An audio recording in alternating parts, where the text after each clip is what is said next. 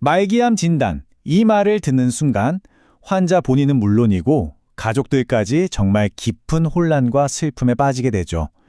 눈앞이 캄캄하고 막막하실 텐데요. 하지만 그 속에서도 우리는 길을 찾아야만 합니다. 오늘은 바로 그 혼돈의 시간을 지나서 어떻게 명확한 방향을 다시 설정할 수 있을지 그 방법에 대해 이야기 나눠보려고 합니다. 우리가 생각하는 최선이 과연 정말 그 사람을 위한 최선일까? 아마 말기 암 환자를 곁에 둔 가족이라면 누구나 한 번쯤은 이 질문의 무게를 느껴보셨을 거예요. 사랑하니까 뭐라도 더 좋은 걸 해주고 싶은 그 마음들이 오히려 환자를 더 힘들게 하는 갈등의 시작이 되기도 하거든요. 37%, 이 숫자가 뭘 의미하는 걸까요? 이게 바로 우리가 평생 살면서 암에 걸릴 확률이라고 합니다. 그러니까 3명 중 1명 이상이라는 뜻이죠. 이제 암이라는 건 그냥 남의 이야기가 아니라 언제든 바로 나와 내 가족의 이야기가 될 수 있는 아주 현실적인 문제가 된 겁니다. 그럼 먼저 이 모든 혼란이 도대체 어디서부터 시작되는지 그걸 한번 들여다볼게요. 모든 건 바로 진단이 내려지는 그 순간부터 시작됩니다. 진단이 딱 나오자마자 주변에서는 걱정이 가득 담긴 조언들이 막 쏟아지기 시작하죠. 야, 무조건 서울에 있는 제1판병원으로 가야지. 아니야, 오가는 게 더 힘들어. 가까운 데가 최고야. 다 무슨 소용이야. 그냥 공기 좋은 데로 모시고 가자. 하나하나 다 진심으로 걱정하고 사랑하는 마음에서 나온 말들인데 이 목소리들이 뒤섞이면서 정작 가장 힘든 환자는 어디로 가야 할지 길을 잃게 되는 거죠. 환자 본인의 마음속은 그야말로 거대한 감정의 롤러코스터를 탑니다. 처음에는 아닐 거야, 이건 꿈일 거야 하면서 현실을 부정하고요. 다음엔 왜 하필 나한테 이런 일이 하면서 세상을 향해 분노를 터뜨리죠.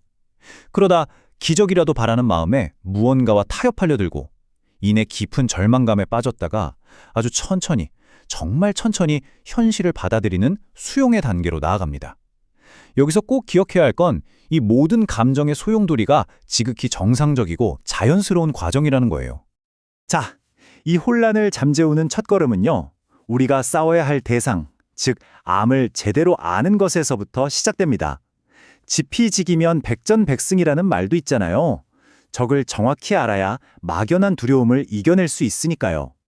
이 타임라인을 보시면 아주 흥미로운 사실을 알 수 있습니다. 암은 어느 날 갑자기 짠! 하고 생기는 거 아니라는 점이죠. 암세포 하나가 생겨나서 눈에 보이지도 않는 1mm 크기로 자라는 데까지 무려 5년에서 10년이 걸린대요. 그러니까 우리가 건강검진에서 1cm짜리 암을 발견했다는 건 사실 그 씨앗이 우리 몸에서 이미 아주 오랫동안 자라왔다는 뜻인 겁니다. 여기서 우리가 꼭 기억해야 할 핵심적인 관점은 바로 이거예요. 암은 간이나 폐에 생긴 종양덩어리가 문제의 전부가 아니라는 것. 오히려 우리 몸 전체의 시스템, 그러니까 내구 환경이 무너졌다는 걸 알려주는 일종의 경고등이라는 거죠. 눈에 보이는 종양은 그 결과물, 즉 증상일 뿐이고요. 그렇다면 우리 몸의 환경을 무너뜨리는 주범은 뭘까요? 자료에서는 암을 당뇨나 고혈압처럼 생활 습관과 아주 깊이 관련된 대사성 질환으로 봅니다. 그리고 그 원인으로 크게 3가지를 지목하는데요. 첫째, 설탕과 가공식품이 넘쳐나는 잘못된 식습관. 둘째, 우리도 모르는 사이에 몸에 쌓이는 환경 독소들. 그리고 마지막으로 우리 면역력을 서서히 갉아먹는 만성적인 스트레스입니다. 자, 이렇게 암을 몸 전체의 문제로 이해하고 나면 치료에 대한 접근법도 당연히 달라져야겠죠? 암세포를 없애는 공격과 내 몸을 지키는 방어, 이 둘의 균형을 어떻게 맞출 것이냐, 바로 이 문제로 한번 넘어가 보겠습니다. 이 표가 그 전략의 핵심을 아주 명확하게 보여주고 있어요. 암의 단계에 따라서 싸움의 목표 자체가 달라져야 한다는 겁니다. 완치율이 90% 이상으로 높은 초기 암에서는 암세포를 완전히 없애버리는 선멸전이 목표가 되겠죠. 하지만 암이 상당히 진행된 3, 4기에서는 전략을 바꿔야 합니다. 암을 뿌리 뽑겠다는 생각보다는 이제는 암과 함께 살아가면서 관리하는 지구전으로 목표를 전환해야 하는 거죠. 치료법은 크게 2가지 축으로 나눌 수 있어요. 하나는 암세포를 직접 타격하는 공격의 영역. 이게 바로 우리가 아는 수술, 항암, 방사선 같은 표준 치료고요.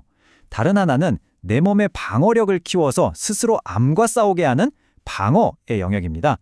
식이요법이나 면역치료 같은 것들이 여기에 속하죠. 특히 말기암에서는 어느 한쪽에만 매달리는 게 아니라 이 공격과 방어를 어떻게 현명하게 조합할 것인지가 가장 중요한 숙제가 됩니다. 근데 이 방어 전략, 즉 대체요법의 세계는 정보가 너무 많고 복잡해서 길을 잃기가 정말 쉽습니다. 그렇다면 이 수많은 정보들 속에서 진짜 나에게 도움이 될 만한 걸 가려내려면 어떤 질문을 던져야 할까요?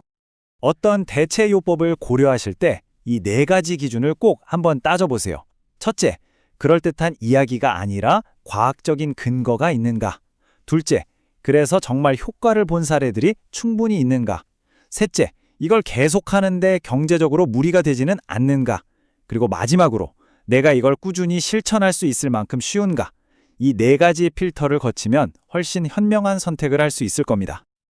자, 지금까지 암의 본질부터 치료의 큰 그림까지 한번 살펴봤습니다. 그렇다면 이 모든 걸 종합해서 말기암이라는 이 힘든 여정을 헤쳐나가기 위한 가장 좋은 처방은 무엇일까요? 이 자료에서는 아주 명확하게 3단계 행동 지침을 제시하고 있습니다.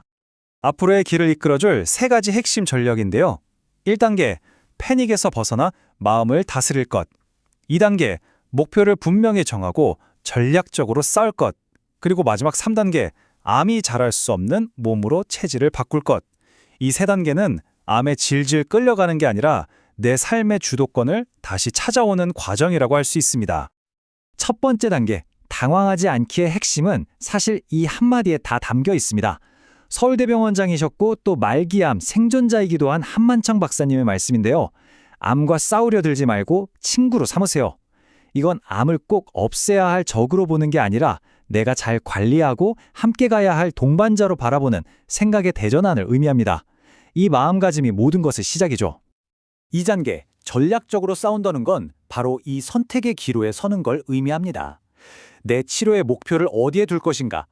부작용을 감수하더라도 하루라도 더 사는 생존 기간의 연장에 모든 걸 걸 것인가? 아니면 남은 시간을 고통 없이 의미 있게 보내는 삶의 질을 택할 것인가? 이 질문에 정답은 없어요. 오직 환자 본인의 가치관에 따른 선택만이 존재할 뿐이죠.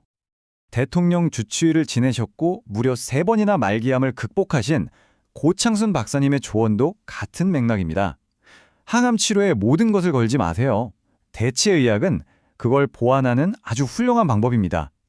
그러니까 공격무기인 표준 치료에만 의존하지 말고 내 몸의 방어력을 키우는 보조요법을 현명하게 활용하라는 균형의 지혜를 강조하시는 거죠.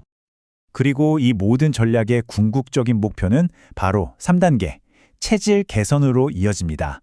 단순히 암덩어리를 없애는 걸 넘어서 애초에 암세포가 살기 힘든 몸의 환경을 만드는 거예요.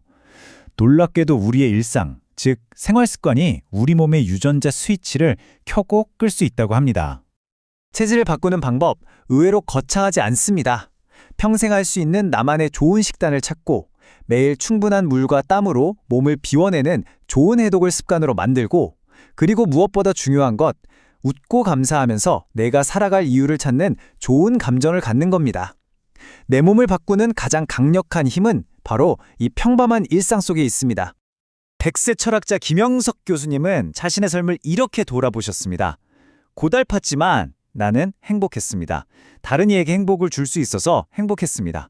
어쩌면 이 힘든 여정의 최종 목적지는 단순히 더 오래 사는 것이 아닐지도 모릅니다.